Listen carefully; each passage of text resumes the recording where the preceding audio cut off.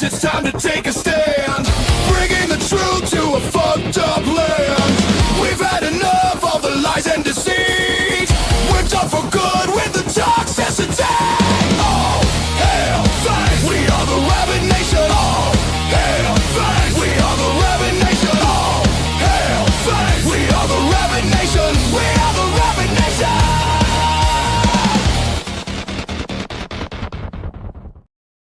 All right, and a hearty shout out to all of you in the Rabyd Nation, whether you're a paid citizen, a tourist who's just subscribed, or somebody who is looking across the border, whether or not to immigrate to the wonderful world of the Rabyd Nation and the Fluffalo Fangs. Welcome one and all. I'm your host, Ed Rabyd, a former pastor turned atheist, now a compassionate anti-theist. Welcome to my channel, The Rabyd Atheist.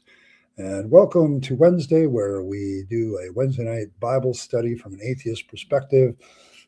And right now we're going through a little series we're calling Red Letters, Red Flags, where we're looking critically at the teachings of Jesus to see what kind of teacher he actually was, what kind of things he actually taught, and whether they have any value or whether some of the things he said are actually pretty much red flags. Just the normal announcements. There is a super chat goal in chat. If I reach that goal, whatever hat has been chosen by the poll, I will wear for the rest of the stream. So there's that. Appreciate everybody who donates. It helps me keep going, helps me pay the bills and all that stuff, so I can focus on the channel more and more all the time. So thanks everybody for that. And let's see, before I don't think there's any other announcements other than that. I did want to, Fred came by and before the stream, and when he was available, and he wanted to let you all know that he had his favorite Oscar Wilde quote, and he wanted to let you all know that he is indeed alive, and he appreciates being talked about, apparently. So there you go. Let's see who else is in attendance. The cranky elder gods. The elder gods have graced us with their presence once again. John from Holland. Rimmer is here. Outstanding. Nathan, welcome. Triple E, good to see you. Dragon Rider, good to see you. Blossom is here, good to see you too. Evan is on time again. I mean, miracles. Maybe we'll change my view on miracles. Probably not. Hey, Senk. All right. Let's see. We also have Michael from Germany. The mighty Philbert is in the house, who I just played one of the best songs he's ever produced. So there you go. All hail Fangs. I have to get that going there. But all right, I think that's it. So let me pull up. The teaching for the evening. We're going to hit Matthew 5:13 through 16. I've been going through the Sermon on the Mount. Last week we talked about the Beatitudes, how I really think that the Beatitudes are just a way of getting attention to an itinerant preacher. And I think we came to the conclusion that not a lot of them have a lot of value in this world. They're all pointing to a world to come. So so there's that. Am I a teacher or an editor? I used to be a teacher. I used to teach social studies in Texas. God, this is 3 years ago now, but I used to be a teacher. So if you're wanting to know, I can put a PowerPoint presentation together in 15 minutes. So I'll hit Matthew all I want. I really wish this Matthew that's in the Bible, I would definitely hit him. But yes, yeah, there you go. Miracles are just coincidences. Just make us something. There you go. So there you go. All right. There, I'm a scribe. He's a naughty boy. There we go. All right. So in this one, we have Jesus switching gears. I actually think that this little passage is kind of Jesus's introduction, and his main point throughout the Sermon on the Mount is kind of at the end of it, because he will say this over and over throughout the Sermon on the Mount, what he says at the end of this little part. It's not very long, but there's a lot in it. And I think the ultimate point I think we're going to see is that Jesus, as a character, as somebody who's an itinerant preacher, teacher, is already starting to have a message, and that central message, I think, is a little bit red flaggy, but there we go. Thanks, Josh. Appreciate it. There's one. 4 to go.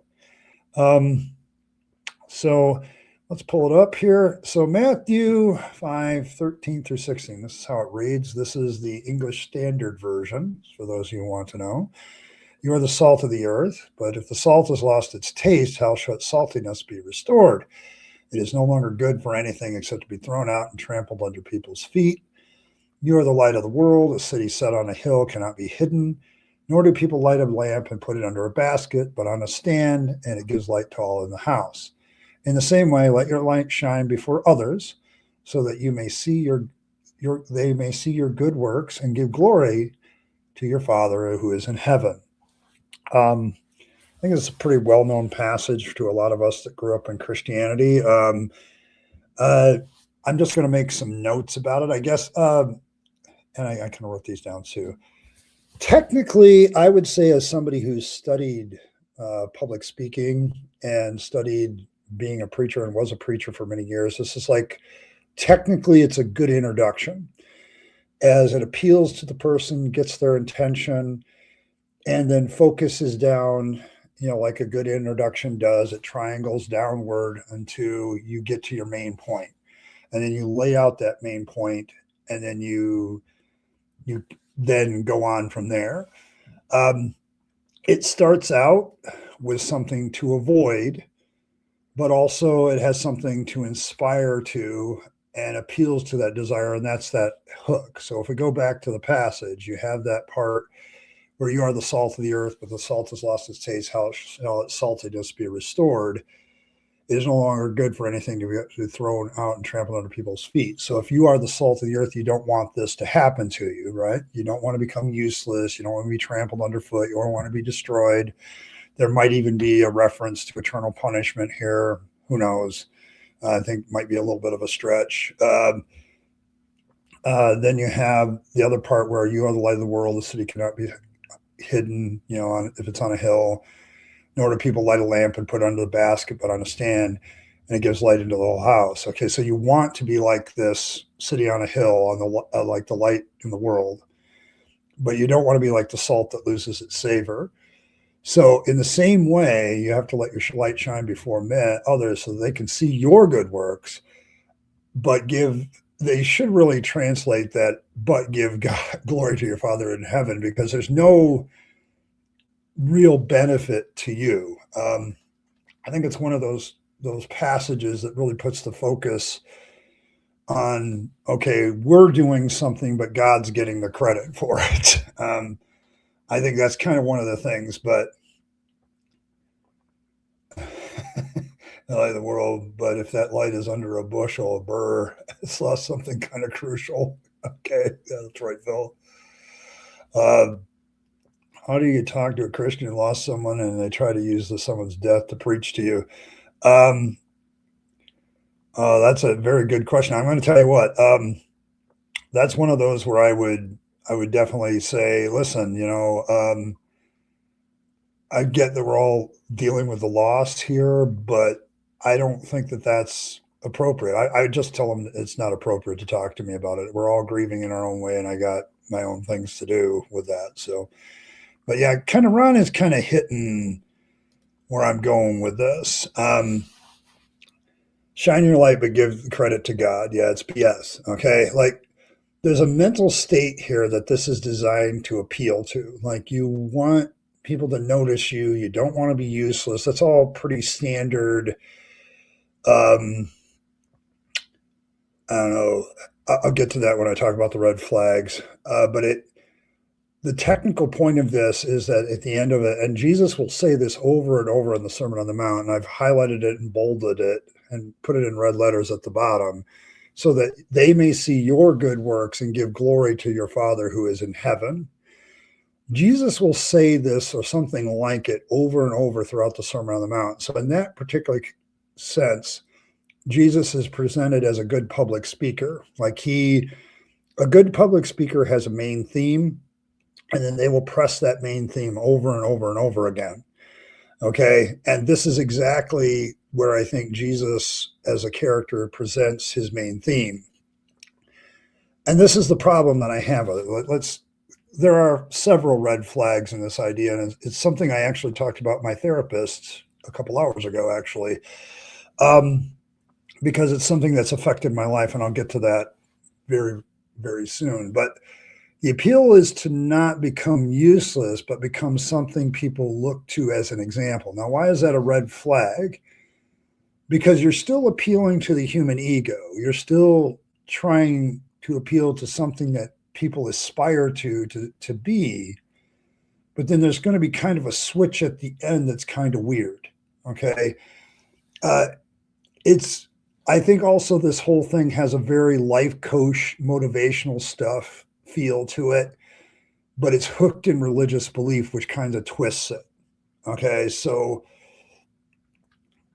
I don't have from this. You got your PhD. Your God had nothing to do with it. For example, yes. Okay, that's kind of the real problem and the big red flag here for this teaching. Because I've noticed it with myself, like it's part of my personality. Like somebody will give me a compliment about something I did, or I do something for somebody else.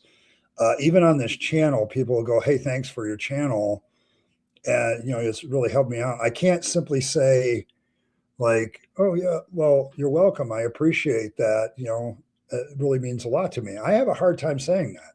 I just had a hard time saying it then. Okay, like there's something indoctrinated about this. Like you do stuff, you do good things, right? But you can't get over, from a deconversion point of view, this idea that you're not supposed to take credit for yourself. As an atheist, I'm not going to give credit to God. I don't want to become egotistical about this either. But at the same time, here's what God's doing. Jesus is basically saying, hey, do all these great things, but make sure God gets the credit, not you. Live your life in such a way that you don't get the credit, but God gets the credit. And I'd like to ask the question, what exactly did God do? Okay, like what did he do? So you have this appeal to personal ego, but it's a twist that not only will you be looked at as good to others, but you're not supposed to draw attention to that, right? But you will give glory to God. It's kind of a really screwed up way of looking at life when you really think about it. In the end, it is making yourself into a better person, but never getting the credit for doing so. God always gets the glory for your actions. So it's self-abasement or self-mortification, if you want. So there you go. Flavor-free salt is useless. There we go. Yeah, that's probably a good one. That was my mother and my brother died. Used to as an opportunity to preach. Yeah, okay, first of all, I would point out that that's bad form. Like, it's rude. Like, I'm trying to process the death of a person. I don't need your religious views on it right now. Like, if we want to talk about that later, I'm happy to talk about that stuff later. But, when they use it as an opportunity to, I don't know, ask them if they got pictures of heaven and hell. Like, ask them if they got evidence for heaven and hell. Because I'm going to tell you right now, there's Norse pagans out there who believe in Valhalla. They don't have pictures of their belief either, but they believe it very sincerely too. There's plenty of afterlife beliefs, but none of them have evidence. Like, how do you know you're right? Okay. Like, I could be right as an atheist that after we're dead, there's nothing there. Like, we cease to exist. Okay. What does that do to my life? Well, it makes me live it better, honestly. So that's unsanitary. A good public speaker has little papers. Oh, you mean like that? I never tire of using this one. I never tire of it. Yeah, you got to have the little papers. You got to have the little notes here and there. You have to have a good memory too. So there you go. Yeah, you can use flavor salt to melt your driveway, so it's not completely. Yeah, and Jesus doesn't really point that out, does he? Okay, he doesn't. He doesn't point out that the salt back then had other uses too. Like so, the father of Jesus. You think of it as the same one as the father of the devil, or was he just talking about a different entity? I don't know. When the Bible talks about the sons of God, it's kind of talking about all of them, like it's plural. So Lucifer was, there is a school of thought that Lucifer was also a son of God in the same way Jesus was. He just didn't get picked. So, anyway, well, there you go. There you go. Yeah, therapy is pretty good. But I've been talking about this with myself because this passage, living this passage for like 40 years, trying to live up to it, it was a big one for me since I was a kid because they indoctrinated us in children's church to this one pretty hard, being the light of the world and don't take credit for yourself, make sure you give all the glory to God and all that stuff. It's affected my personality up to this day, even though I've been deconverted from Christianity for like 10 years. It's still affects my attitude because I've been hardwired after 40 years of don't take credit for yourself, don't pat yourself on the back every once in a while. Like you don't want to overdo it. And I think that's a thing. But at the same time, it's like there's sometimes that you've done some good things and you should, just say thank you. But yeah. Yeah, I mean, that's the best response. There's no evidence for an afterlife, like give me the evidence for the afterlife and then you can preach at me. That usually shuts down the conversation. Yeah. We'll see. Give God the credit for your good works and give your money to the church. That's right. Oh. Striking the balance between complete egotism and I can't take credit for my own at all is important. Yes. Like, I'm not saying that it's like, we should become egotists and just go completely out of balance here. My issue with this and how it's used, like a lot of you point out, well, I'm not sure that the passage indicates that. Oh, I'm going to tell you how it's used by preachers and teachers in the church. Okay. And a lot of the way this passage is used is to keep people giving glory to God instead of to themselves. Like you're a dirty, no rotten good sinner. Okay. And you need Jesus to save you. Otherwise you're pretty worthless anyway. Okay. And then they take that. Oh, and by the way, if you do anything good, like even like everything you do is wrong, but even if you do something good, make sure God gets the credit and not you. I think it's a dangerous unbalance. Like when somebody comes up to you and you did something nice for them and they say, thank you for doing that nice thing for me. Your proper response should probably be, well, you're welcome. That really means a lot to me that you noticed.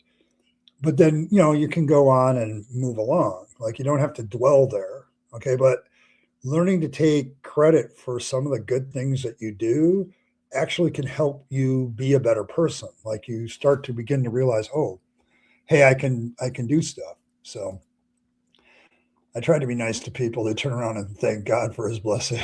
Okay, there you go. Oh my goodness. Let's see. So Jesus might have known ice, but the snow was part of the world. Okay, there we go. My spin on this again. Give yourself credit for what you did. Give your credit for those for what they did. Give glory to God for that which he's never got done. Okay, yeah, that's fair. Like I think the other thing about this teaching is like Jesus is talking to an audience that assumes the existence of God. Like it's interesting that Jesus's first teaching isn't, hey, there is a God, he is your father, and here's the proof, okay, that he exists. Like that's not the opening line. So he's already in the middle of that stuff of what he does. Yeah, giving an imaginary figure credit for a thing that it shouldn't be given. Yes. Oh, you like how I had that ready? Yeah, there's several of them that I upload immediately before the stream even starts. There's this one. There's this one, although I haven't used this one in a while.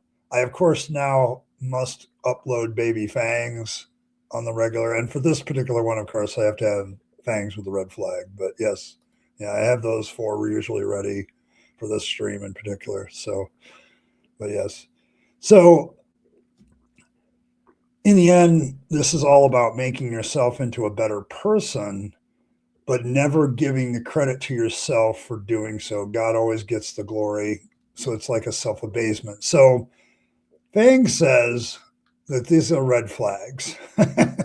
No, it's a God's.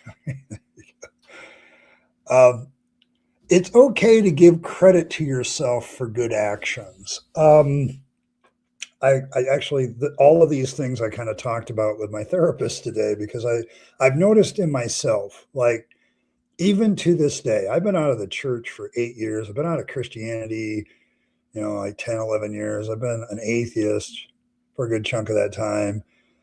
I still, because of childhood indoctrination and because of all my time in his youth group and stuff, and growing up in the church, being a pastor, like when you're a pastor, there's that old line, you have to be the servant of everybody. And so there's this attitude you develop of, even if you do good things, you don't want to get credit for it. You don't want anybody to praise you for it. You want to make sure they give glory to God for it. And even though I got rid of the God part, I still find myself like feeling a large amount of, I don't know, Michael, is angst a good word for me to use there? Like, is that a good word?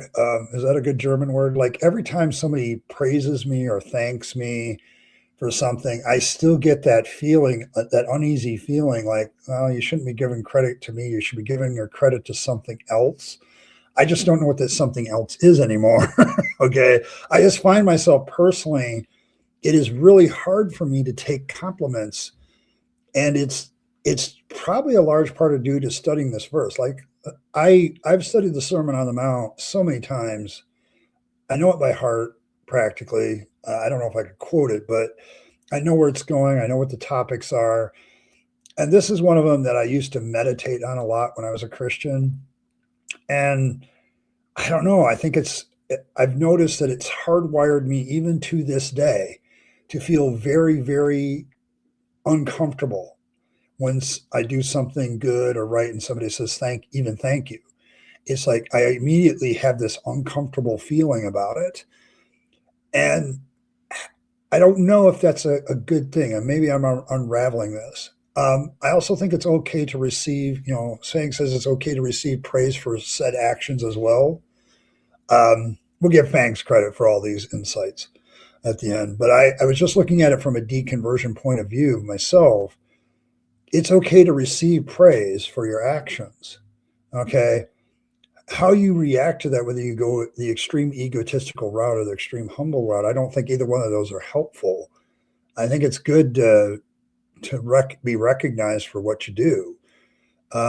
You can still do all that and still be humble. You can still motivating yourself by some unproven entity getting credit instead is weird. It's not right. So there you go. Jesus uses bad to keep his stored food fresh. Yeah, being prideful is hard. Asking for evidence doesn't shut down a conversation. They claim it's the Bible.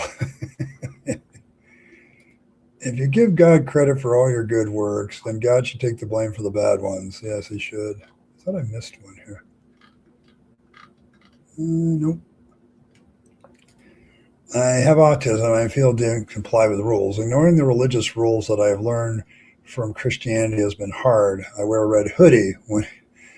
When I got it, I was concerned about mixed fabrics. Okay, I get it, man. I get it. I hate it. I hate it when I'm by certain Christians.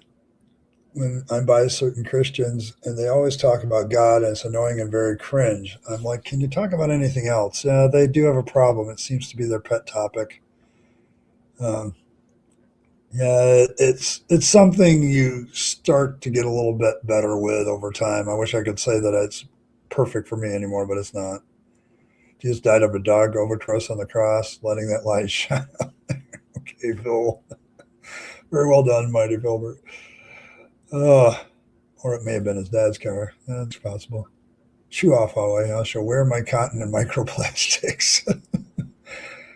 Oh my goodness. Protestants have a strong help yourself and God will help you. And if he doesn't, you're still done with his job. Always a win for God. Yes. I used to have a friend that used to suffer from his miserable youth, turned Christian, and now is really about helping others. One of the few that it may actually do it correctly. Okay. Happy harassing, folks. Good to see you, Wolf. We worship letter A as a God. Why not a B theist or C? Okay, whatever. Evan, I love you. Heresy. I don't thank God for my food anymore. I thank myself and whoever provided it for me. Actually, Nathan, that's actually not bad. Like, I think I talk about this at Thanksgiving, but I think it's just a good habit to get into to find who's actually responsible for the good thing that happened in your life and thank them. I don't think that that's a bad thing at all. I think actually it's probably more valid. So, yeah, it, I see the comment. It counts as my eye roll. Yeah. Pride is a cardinal sin. Rumor says, I also find it difficult to tolerate praise, and uh, I'm not on the rebound from. Yeah, I don't know what that is though. Like for me, I think it's very indoctrinated into me. Other people, can say you're welcome. Maybe it's, maybe there's a I don't know. I guess I would have to talk to more autistic people to see if that's a common thread in autistic people to because we don't like attention to ourselves sometimes. That maybe that's a something that's there. So I don't know, but I know that it's so hardwired in me. I have to talk to my therapist about it because I feel very uncomfortable when somebody praises me for something. So it's just a natural feeling. I grew up struggling talking compliments, and my parents legit set me down. I said, "Oh, God, you need to take a compliment sometimes." Yeah, like it's a real difficult thing with this passage though. Like this thing really kind of kicks compliments towards yourself. Oh, I give glory to God for that. God just made me into who I was. Like how many times have you been given a compliment when you were a Christian and your response was, well, just give glory to God. He's made me what I am. So yeah, it might be fairly normal. Might be. Dear God, we paid for all this stuff ourselves, so thanks for nothing. I hear you, Philbert. I've been doing that a lot. So yeah, secular Buddhism. Yeah, you can meditate. Like I meditate still too, Nathan. Mostly it's just to clear my head and calm down. It has a very um, calming effect on me.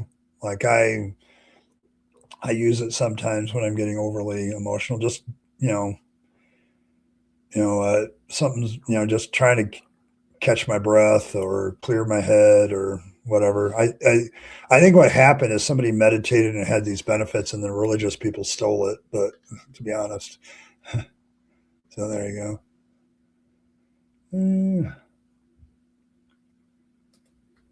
Telling my dad about good things that happened on that day because it's first look at God or BS about favor. Yeah, there you go. There you go. Yeah, I get that too. Yeah, it counts as the eye roll. Go ahead. Oh, there's a good one. I can't remember the last time I prayed for eating my food. Oh my goodness. Uh, man, I haven't prayed over a meal in at least 12 years now. Like ever since I realized Christianity was bunk, I stopped. Unless it was in my official capacity as a minister. That's probably the only time. So there you go. So, okay, anonymous. Yeah, I think that's the other part we're on.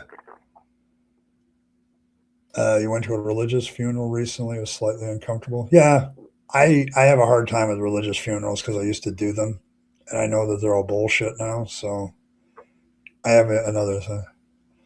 Joshua, thanks, Josh. That's two. I am what I am. may come. It may come from things like my mom telling me to study harder when I came home with two big exams and missed a total of 2 points. Yeah, I wonder if perfectionism, like that's a problem. Like I know that I had friends in school, every school I've been in, that unless it was perfect, it wasn't right. Prayer is kind of directed meditation.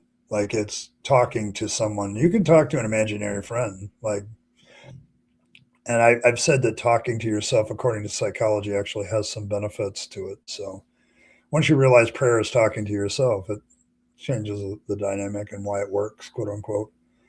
So one of the most inferior things in sports is when player and coaches give glory to a deity after a win or a milestone when a deity has nothing to do with it. Yes. Um, as a former football player, okay, as somebody who played football at the high school and I did practice for a couple of weeks at the college level, I can tell you that this is very annoying because you have both sides that will pray for victory in the game. One of them is going to be disappointed and the other one's going to be happy. It's kind of a 50-50 flip for God. God's going to get the glory one way or the other. Like, because a losing team, that the real religious people say, yeah, it just humbles me and, all good things come from. No, you went out and busted your ass for the last year, making yourself a player. Your team has worked together to become a better team. All of this stuff, God had nothing to do with. Okay. You did it. And it's just a hard thing for people. Like it's so falsely humble. Like, because you're saying, yeah, well, I'm just trying to be a good servant of God here. So you're still patting yourself on the back for being a good servant of God, but somehow God was involved in your football game. Like, no, I don't think so. So he's micromanaging football game.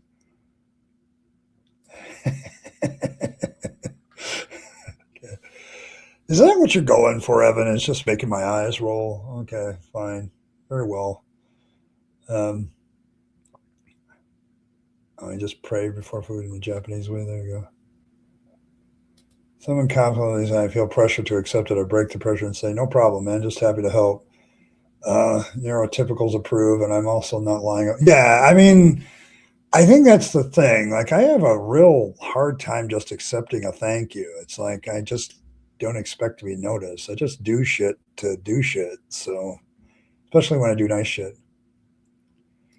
It's always you got to have faith. That just doesn't make sense. Nope, it doesn't. Faith is about the most useless thing I can think of.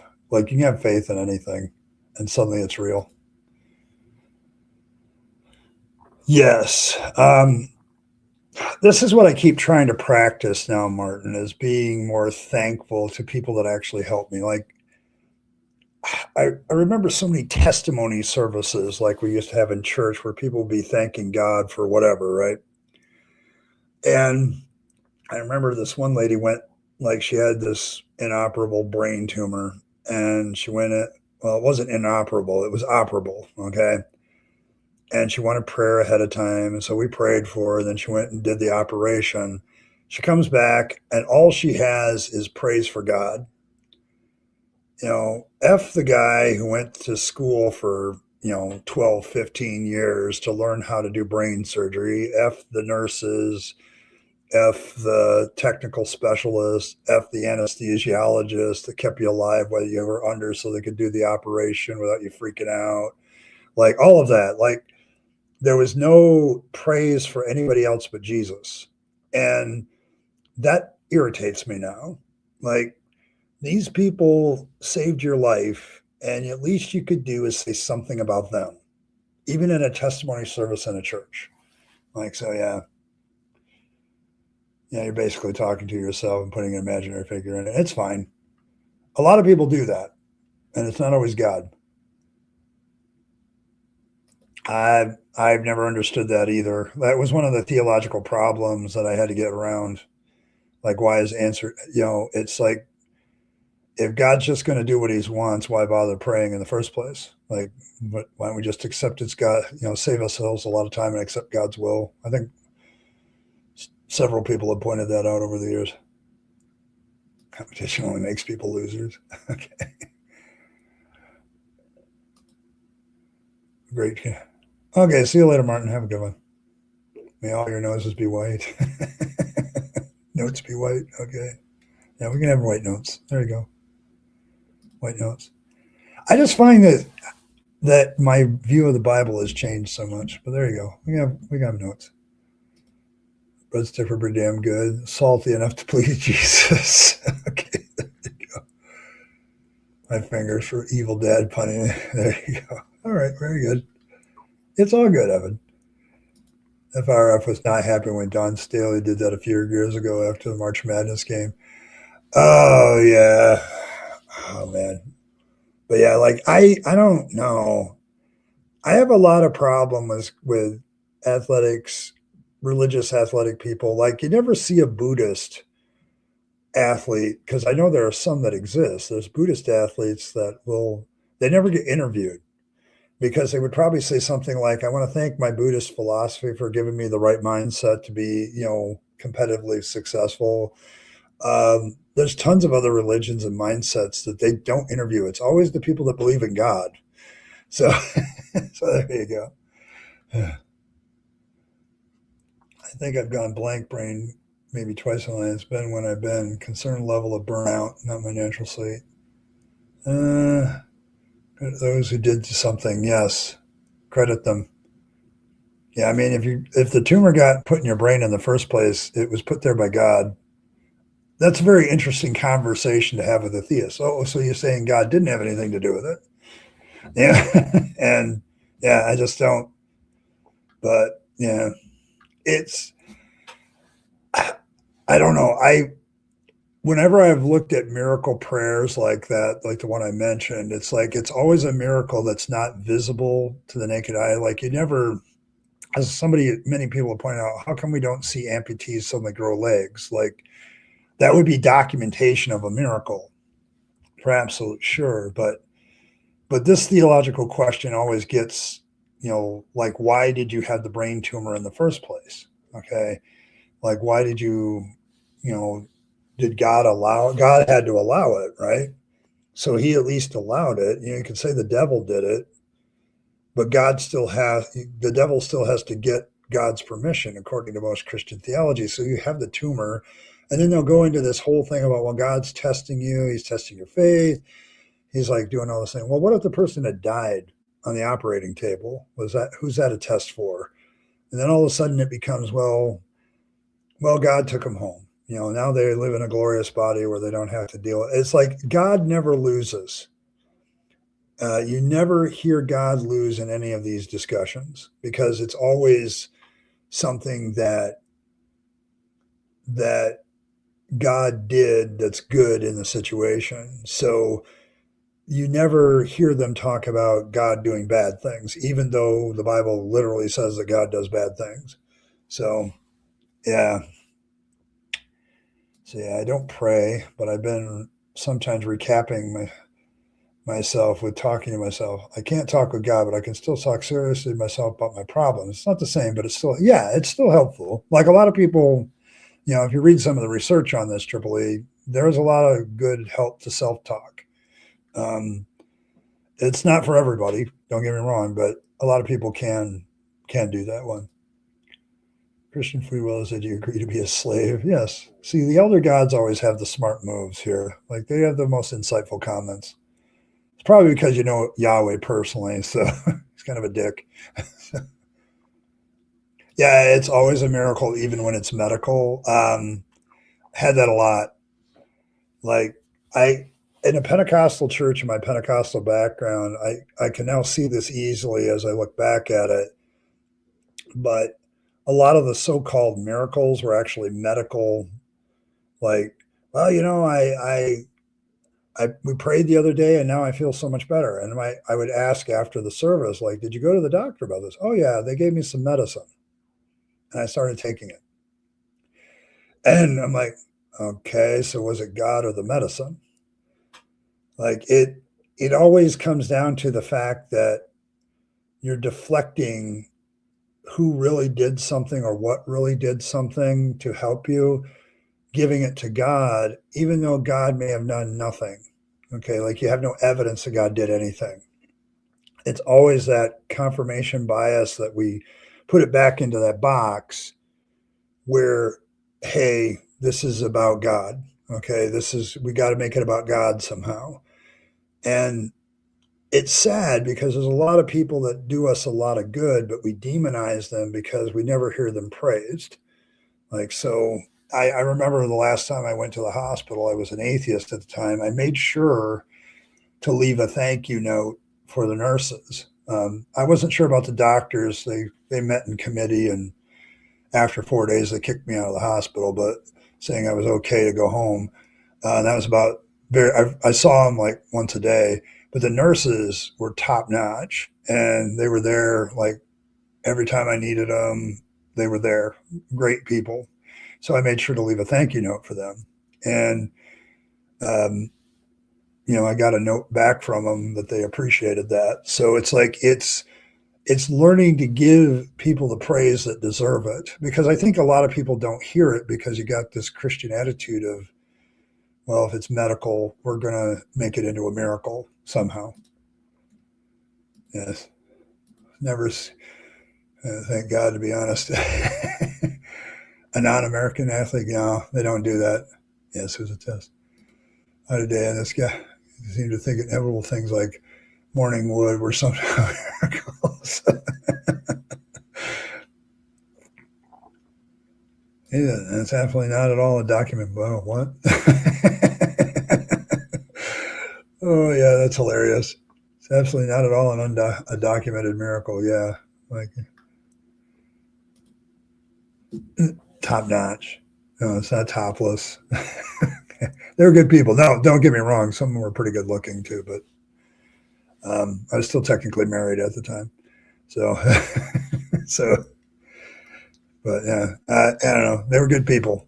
You know, I don't know if healthcare professionals get the praise that they deserve. Like most of them are pretty good and they really help you out. And I don't think that they get nearly the praise that they deserve. But not for being topless. No, although that would have been entertaining. So I'd probably been an additional help. It would have got my spirits up, among other things. But so I might have paranoia because I hear voices. I might be a little crazy, or neurodivergent. Like I was having this discussion with Earl. Like there's a lot of other things associated with neurodivergence that are very interesting. No. How do I know that this is always whenever it's always hello nurse? Okay,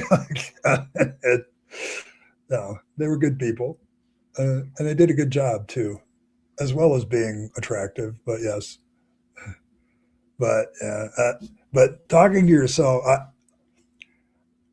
there are so many things that where our nervous system might not be normal, and it also might not work completely well. Like this is the thing, like being autistic has caused me to look into neurodivergence on my own so many times. And there's so many things that are associated with neurodivergence, like people that's, like if you're the kind of person that you work at your TV screen for a while, then you turn away and you still see your TV screen there in a different direction. Yeah, that's kind of your senses are kind of overloaded there and they keep hanging on to the image. Like there's so many things that we don't know about our neurosystems still and how they work.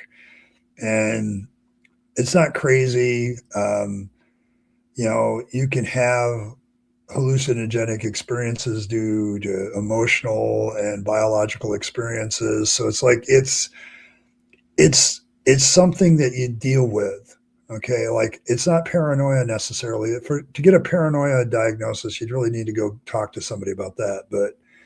Um, but no, like I've had it several times in my life. Like I have these experiences where I feel like something, somebody's poured water down my arm. Like it feels that way. If you've ever, had that experience, it feels that way sometimes. And I look down and nothing's going on. Like my senses are sensing something that isn't happening.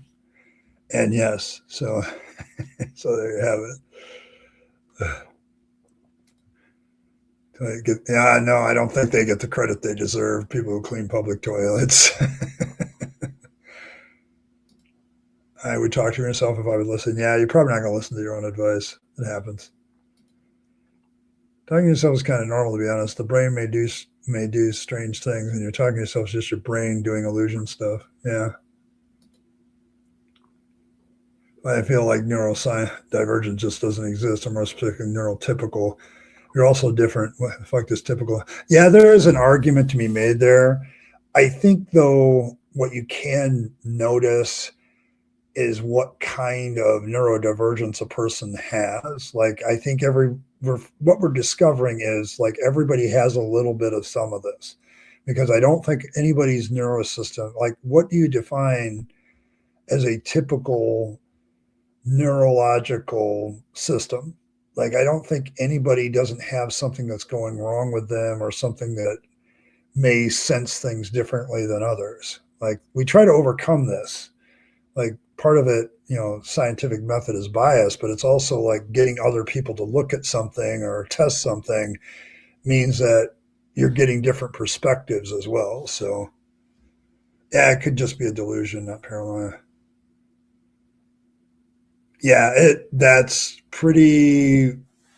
actually more common than people think. Like, there's some people that are, because I just went through this with Earl. Like, she sent me a bunch of videos of something she's dealing with, and it was very enlightening. I started looking into it, of course, and of course I do my typical autistic thing. When I research something, I kill it to death until I'm satisfied. Um, but yeah, like there are so many different things that human beings experience that it's like, oh, that's not normal. Like, it's not completely normal. Yeah, yeah, but yeah, people will look at their screen, they look away, and they still see their screen. That's actually more common than people realize. Like the white screen noise thing, where people see the fuzzy static. That's starting to be researched. Like, there's so many different things like that, like feeling things and hearing things when they're not there. It's not necessarily even a delusion thing. It's our nervous systems are very complex, and a lot of things affect them, and just trying to get a normal state like is difficult. So yeah, I haven't seen Earl yet, Robin. um she was having an existential crisis yesterday, so I don't, but if she shows up, she might show up. I still got a lot of time, but she's also working at an office that last time I heard her talk about it, she wasn't really happy. So autism, also bipolar. I typically find that if I can't control my internal dialogue, there's something wrong. Normal spiraling for is good, but I feel out of control. I contact my doctor, right? Yeah, and that's a good thing to do until you.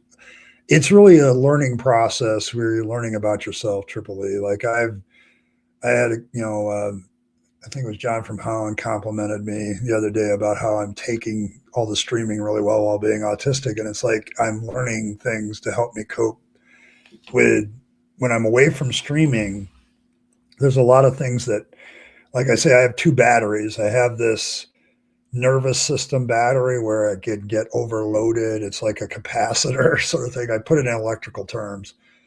And if it gets too much, it overloads and then I shut down. And then I have the battery, the social battery, that keeps getting drained whenever I'm in a social situation. So I've learned how to recharge that battery through different means. And it's been helpful, but it's all a learning process. So keep learning. Like, I'm better at being salty than light. Yes, most of us are. Yeah, when I'm on the top of a hill, I still have to stand on a chair and something for people to see over the bushes. Yeah. Yes. Yeah.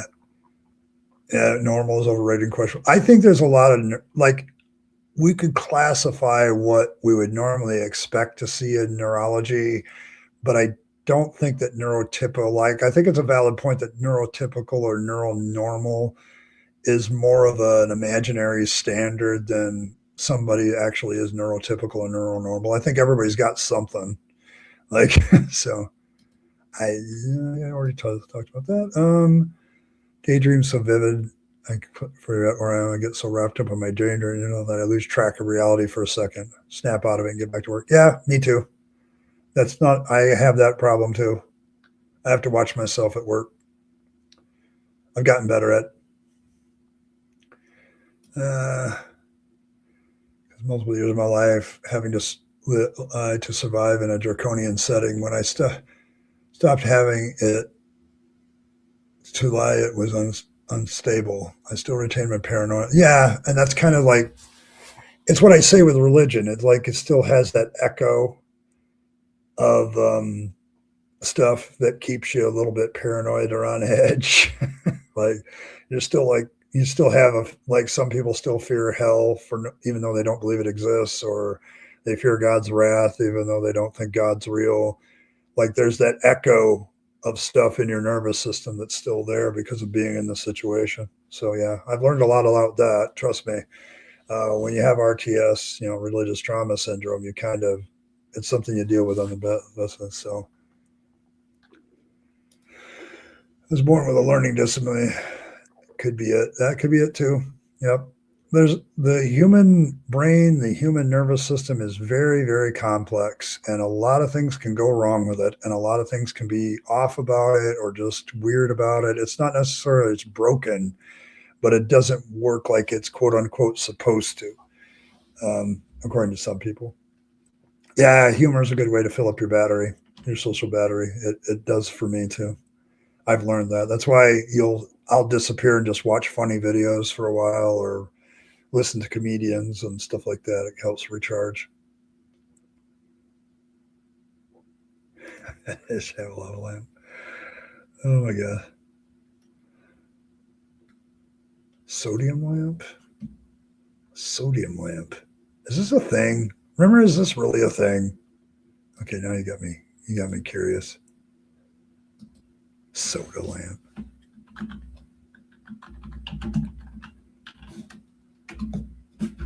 It is a thing.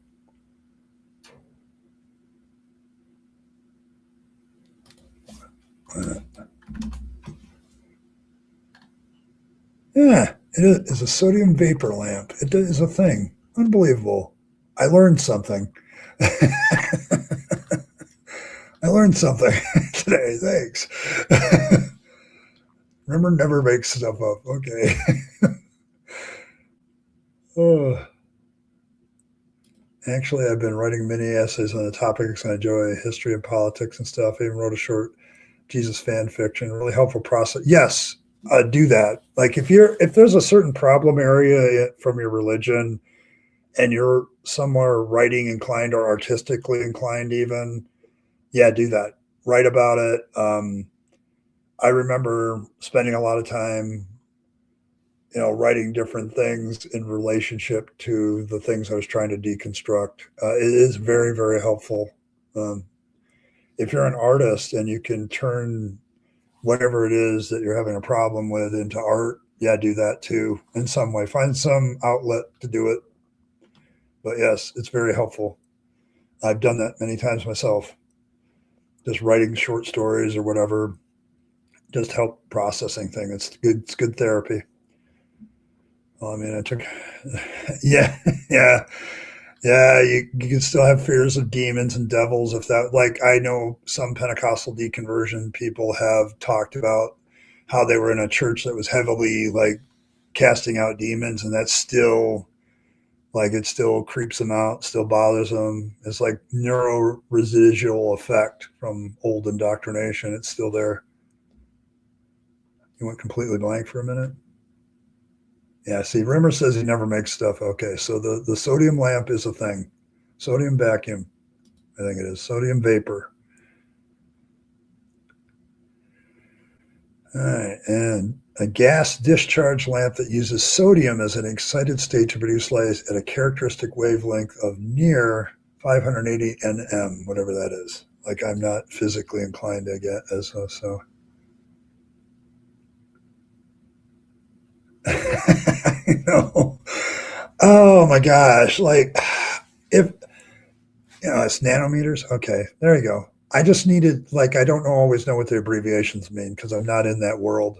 But yes, I trust me. This is one of those deconversion issues because all of us that deconvert, like how much time did I waste? How much money did I throw in the basket? Like how many opportunities did I bypass because my religion didn't allow it? Um, like yeah, I put a lot of effort into deconversion because there's a lot of people. Like I just had a comment on the last stream about how they were glad they weren't alone. Like this is the one big thing that people feel the most when they deconvert is loneliness. And just creating a community here where people can come and talk about it is a big thing for people. So there you go. Salt, nuclear reactors, another useful unsalty salt. Yeah, see, you guys are bringing this salt stuff up, and it's perfectly applicable to the Bible study because Jesus seems to think salt only has one use, and that's to flavor food. But it has a lot of other uses that we wouldn't use for flavoring our food because some of that salt would kill your ass. So, salt lamp, truly the future. There you go. Okay. Oh man, I appreciate it. I appreciate it, River. I do. It's good to have you around. Oh my goodness. Here in Sweden in the past. Okay. Could have had a lot of money if I was an atheist. Yes. I saw a meme about this recently. Somebody had it on giving up tithing. It was like getting a 10% raise. Like I suddenly got a 10% raise by stopping tithing. So there's a valid point to that. There's absolutely a valid point. But yes, there's just, oh man, I think about all the, like, even when I was a pastor and the Assemblies of God, I had to give 10% of my income to the district. And then when I was in my congregational day years, when I did 10 years of a congregational church, I still gave back to the church. And it's like, I'm getting paid by these people and then I'm giving some of the money back. It was just weird. Like, it's just a weird concept, but you're just being obedient to God. So yeah, I think about all that money I put in the basket over the years, including extra offerings and like there's my retirement. So, oh, it's still there. We're still talking about salt. See, it's still related. But we got the teaching done. This is kind of how Bible studies go in real life, anyway. Evan, have you been to enough Bible studies in your real life? Like I definitely, I'm sure Mighty Philbert, if Skeptic Philosophy was here, several others that have been in church and been in Bible studies knows exactly this is how Bible studies go. You talk about the topic for 30 to 45 minutes, and then it gets completely derailed into other unrelated topics. Like it's a small group thing. So, so there you go. Talking specifically, the Assemblies of God is shady as fuck. I don't history. Yeah, like, what do I know about that I found shady almost immediately? Like, they were definitely racist. Okay, like the Assemblies of God in its original form was racist as hell. And there was another Pentecostal body that was a black Pentecostal church for that very reason. And I can't remember which denomination that is, but there's a denomination of specifically black Pentecostals that almost have the exact same doctrine as the Assemblies of God, but they went their own way because the Assemblies of God had problems with them being black. so there you go. It's not just tithing, they request more, yes. What if a check gives to a pastor? Is that tax free? Depends on how you're paid.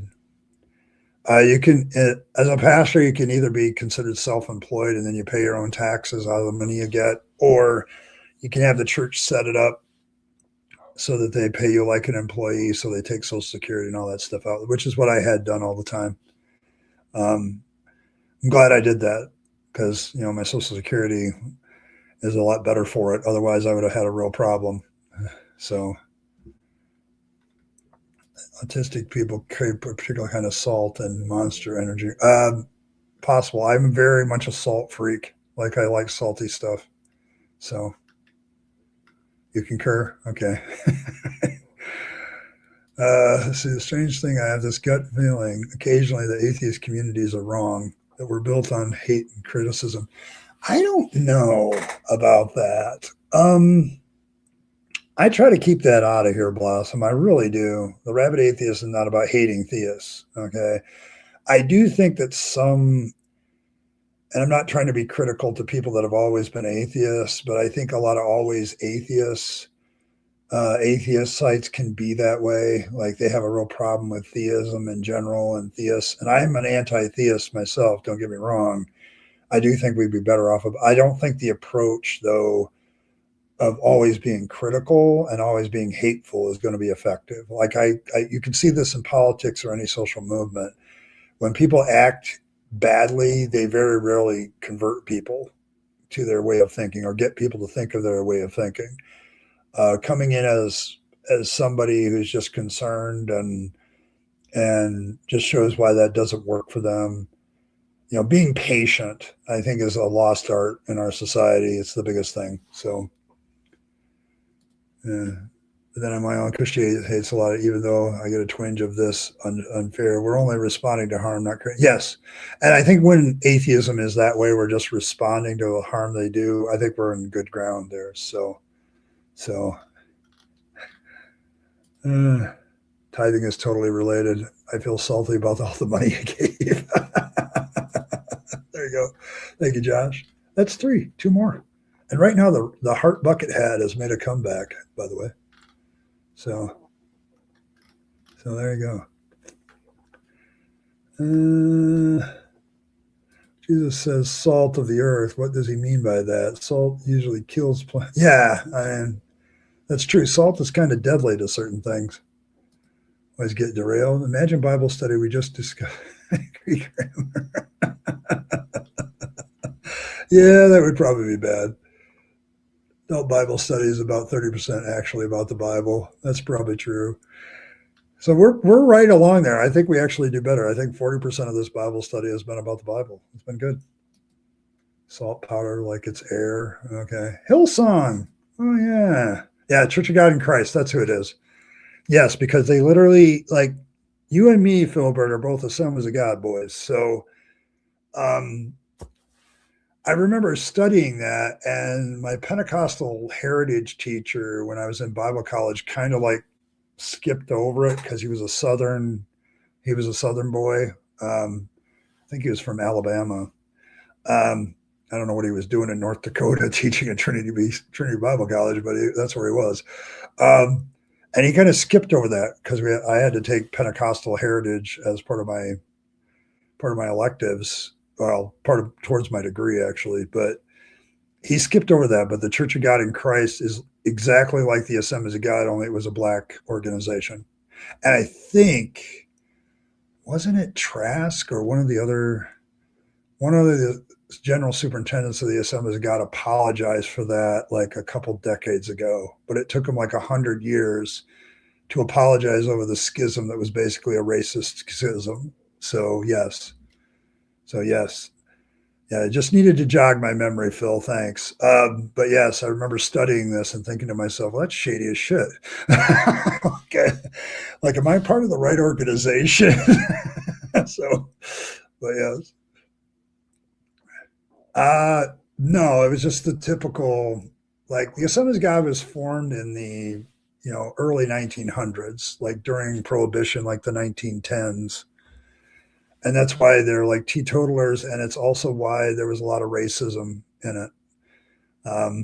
It you see the same thing in the Methodist Church. Like the Methodist Church had the same problem. Like there's a Methodist church for white people and a Methodist church for black people. So it's not unique, but it's just the way it was. But yeah, the Church of God in Christ ended up being the black version of the Assemblies of God.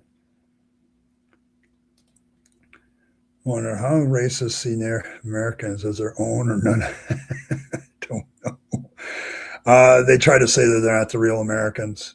Like I've actually heard racists say that they're the real Americans. So but yes.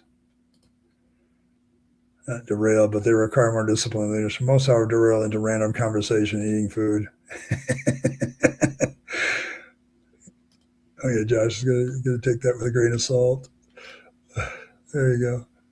Salt, salt, salt. I don't have a salt emoji.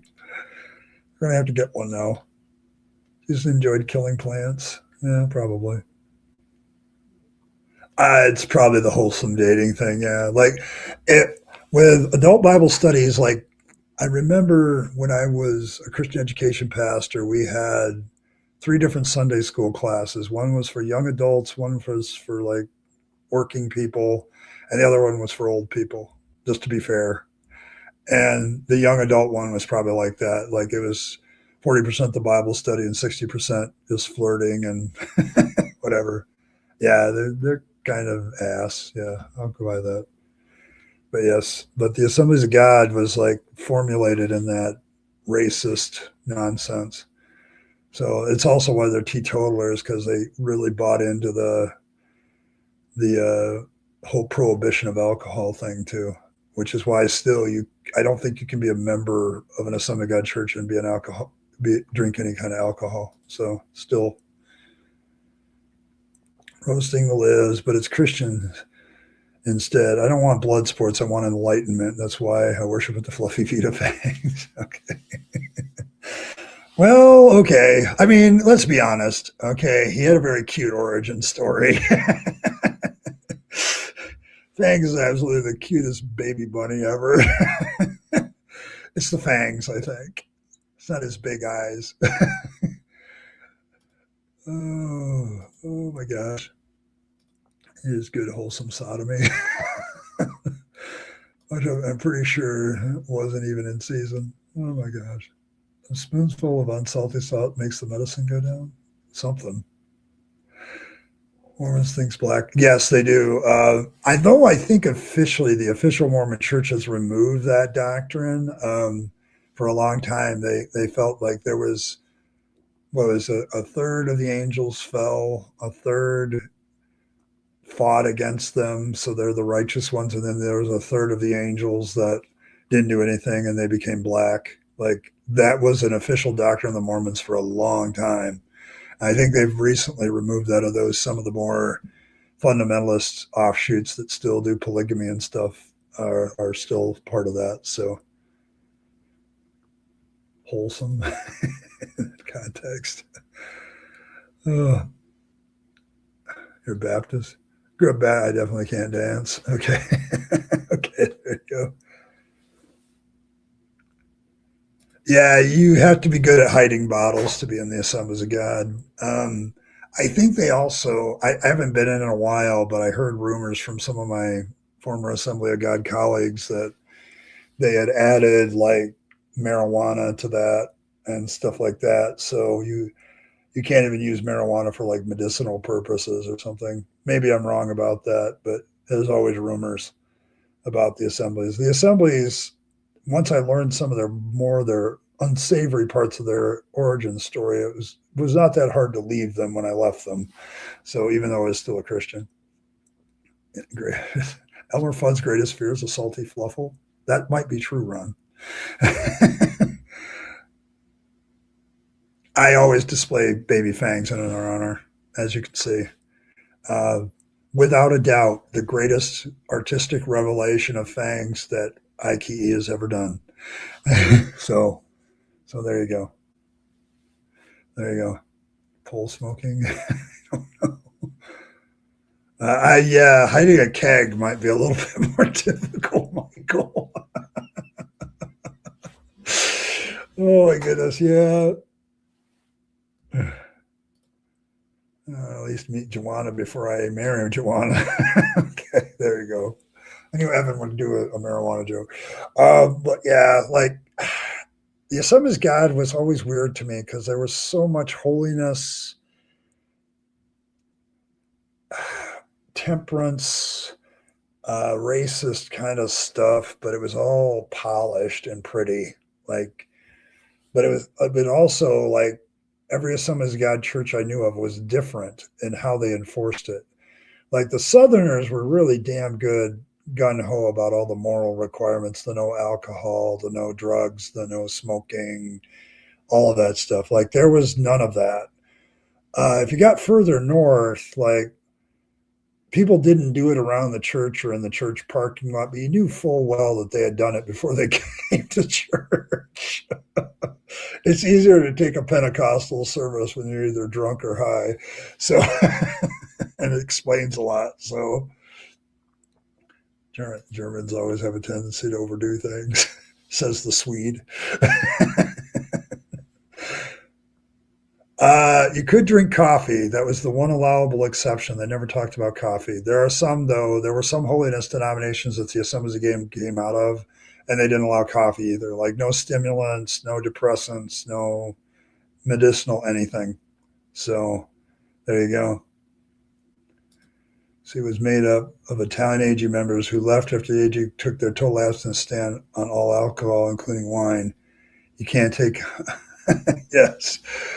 Oh yeah, like there are different Assembly of God groups. Like I know the ones in Germany. Okay, this is one for Michael. The ones in Germany banned coffee, I believe, but they allowed for beer.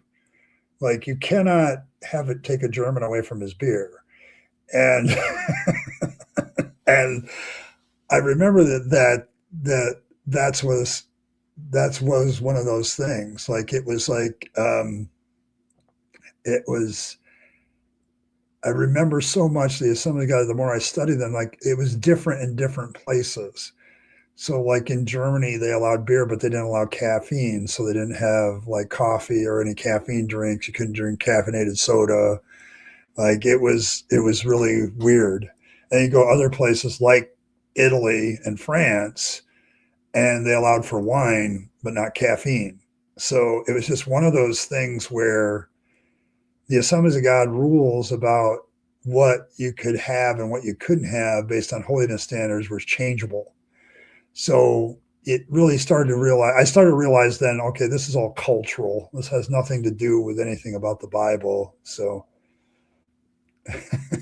unsmoked painkiller. Oh, there you go. There you go. Yes, caffeine-free sodas were created for that reason. Like some people wanted sodas without caffeine. Beer is like water, except more nutritious. I reached the stage of my pet rabbit Marble where he seeks me out for pets. I feel like I'm that one evil guy in a chair petting a cat. Yeah, there you go. There you go. So I used to look that up. I used to be allowed to have one beer for a meal, even in factory workers, until recently. Factories like the BMW. Okay, yeah. Yeah, I mean, like, I was looking up old photographs in America too, Michael. There once was upon a time that in some break rooms in various factories around the United States, they had a beer vending machine. Like you could buy a beer at work, and then they got rid of it. So I don't know why that was. I don't know why they would get rid of such a great coping mechanism for being at work. So, treat it like I'm praying, even though I'm talking to an ant. You could do that.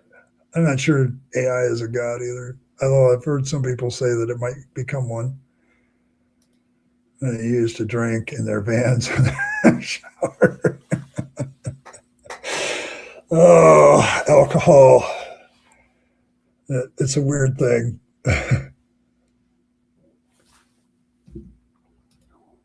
Something funny is my go-to drink when out is sparkling water. Yeah, I tend to drink that at work now. I drink like a carbonated water at work. Um, Trying to get away from the caffeine a little bit too more than I used to.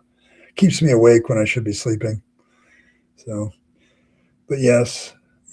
So I just the whole I remember when I got out of the Assembly of God, I was able to and this is when the internet was getting more and more available, where there's more stuff on it, and I remember doing Assemblies of God research after I left the Assemblies of God and said, you know what, I'm kind of glad I left that place. so so I just drink spanking water. Okay, there you go. It's all over the place. Okay, yeah, sparkling water. Sparkling water is the thing. So there you go. All right. Well, folks, I do have to go. I have to get ready for work. And this has been a great Bible study. It's been typical of a Bible study, 40% of the Bible study, and 60% of you guys derailing me with conversations off topic. Outstanding. Appreciate it. You draw those flavored drinks from Aldi. Yeah, I can see that. But yeah, thanks everybody for stopping by. I appreciate everybody. I think Josh is like the big donor today. Thank you so much, Josh. I appreciate it. Didn't quite reach the hat again. It's becoming a trend. So so yes, but thank you very much, Josh. Appreciate you so much. So thanks everybody. I got to go do my third shift at Walmart and redo shelves and modulars so people don't know where things are anymore because I'm going to change it.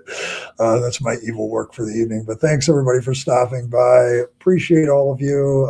Make sure you like and do the subscribe thing if you haven't already. Just stay tuned. Next week, we'll be hitting Jesus and the law. Did Jesus endorse the law or not? That's the next part of the Sermon on the Mount. So if you want to read that up on that part and get your thoughts together before next week, you can do that. Tomorrow, of course, will be Deconversion Hangout. And we'll hang out there and just, talk deconversion, talk life, whatever you want to do. So there you go. So thanks, everybody. Appreciate everybody stopping by. May fangs nibble on all of your hearts. May he purify all your vegetables with his pointy teeth so that they are free of religious corruption and are much more nutritious for you. That's a verified fact. Wink, wink. Don't mean that at all. Make sure you leave a circumcised carrot on top of your stash. It'll cause fangs to at least have a moment of decision whether to take the carrot, take your stash, or take both. So he might do both. But yes, Fangs is always watching over your stashes because he never knows when he might need it for himself. So thanks for that. Make sure you wiggle all your noses towards each other. Fluffle, appreciate all of you in the Fluffle of Fangs. Nom nom and all of that. Make sure you eat your veggies that are purified by Fangs' holy teeth. Thank you for all of that. And as always, folks, live your best life. You only get one go around and then it's over. So make sure you're taking all your time, your money, your opportunities, and don't tithe them to the church. Don't spend all your time there. Don't do that. Give them to yourself. Give them to the people you love and care for, and to make this a better world. You'll be happier if you do, and don't waste them on the trappings of religion and faith because that's a dead end. I speak from experience. And as always, folks, thanks for stopping by. I'll catch you all tomorrow on Deconversion Hangout, so I'll see you then.